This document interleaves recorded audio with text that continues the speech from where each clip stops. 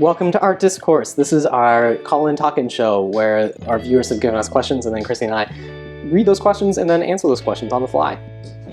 Let's see what we get this week. How do multidisciplinary artists avoid being put in a box, but still manage to define their practice to others in a clear way? The catch-all, like, what do you do? I'm multidisciplinary. Yeah, it's hard when you're a painter. I'm just a painter. I'm just a dancer. I'm a musician.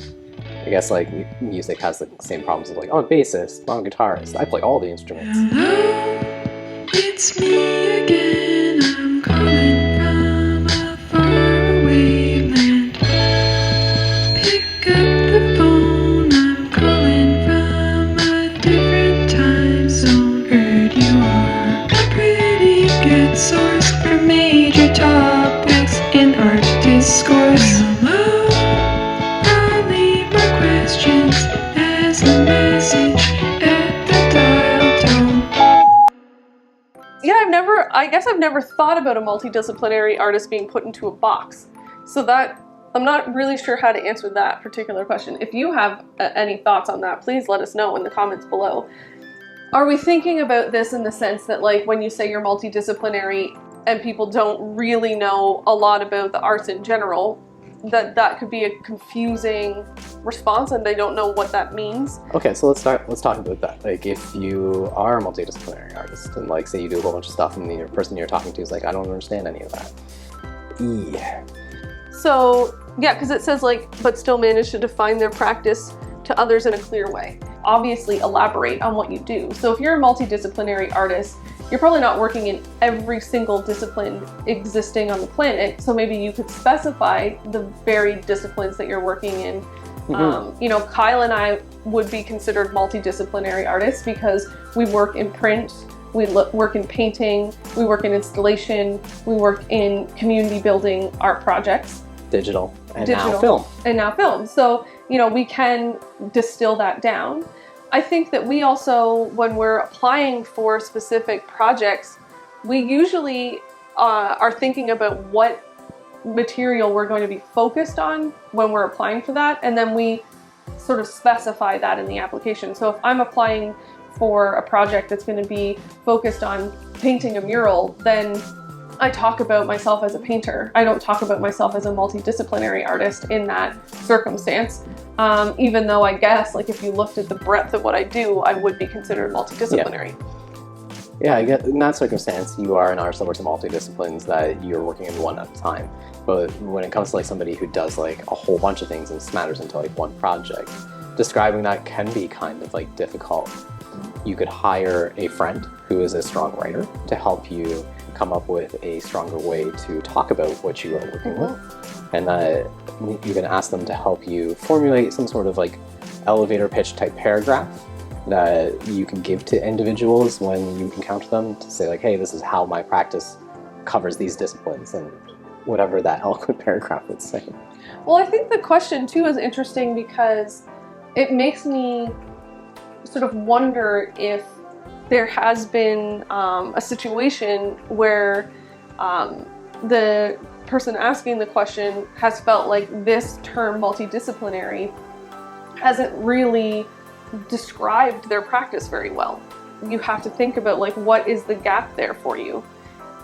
Are you working very do you have a lot of devotion to a couple different things? Like when we talk about you, we call you a printmaker because that's really where your heart lies. Yes. Okay, I see a bit of that problem now with the individual asking the question. This is that like, with that word multidisciplinary, it feels a bit dismissive when you're like, oh, you're a multidisciplinary. Well, no, I'm a printmaker that does installation work. Because multidisciplinary has this like really bad pitfall of being like a blanket catch-all. Right, because it can mean somebody who works on like painting and printmaking, but it also could mean that you're like a dancer and a musician and a poet. Mm-hmm. Like it has no limitations to it, which makes it really difficult and vague to describe to somebody.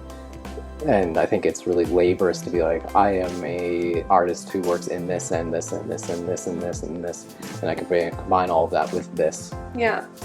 And so my next suggestion would be make-up words. So. Otis, our professor back at Queen's, would always would really work on this concept of printstallation. I don't know if Otis made that up. Yeah, that's where I heard it from. I'm sure he didn't make up that term, but that's definitely where I heard it from. But printstallation, right? So I make prints and I'm an installation artist. So you could now, maybe instead of calling yourself multidisciplinary, you could like combine words together and you could just say, this is what I am. I like that idea. I think that's funny. And I think you're just kind of, it's just unfortunate that like if you do a lot of things and you talk to somebody who isn't in the arts, you might just be a multidisciplinary artist to them. Yeah, I agree. I think that you usually have some kind of additional support material that will elaborate on what you mean by multidisciplinary, and that will bring some clarity to the projects that you're doing and the work that you're interested in. And that's your opportunity to help define that practice to others.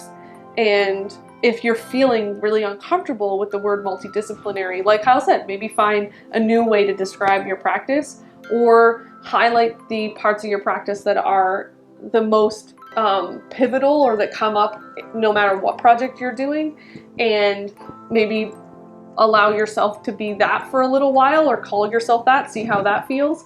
In my experiences, there has been some circumstances where I have defaulted to using the word multidisciplinary instead of describing my practice specifically, because the person or individuals I'm talking to perhaps won't understand all those things. Right. And by defaulting to multidisciplinary, I find it's just easier to say that versus, I do this, this, and this, and this.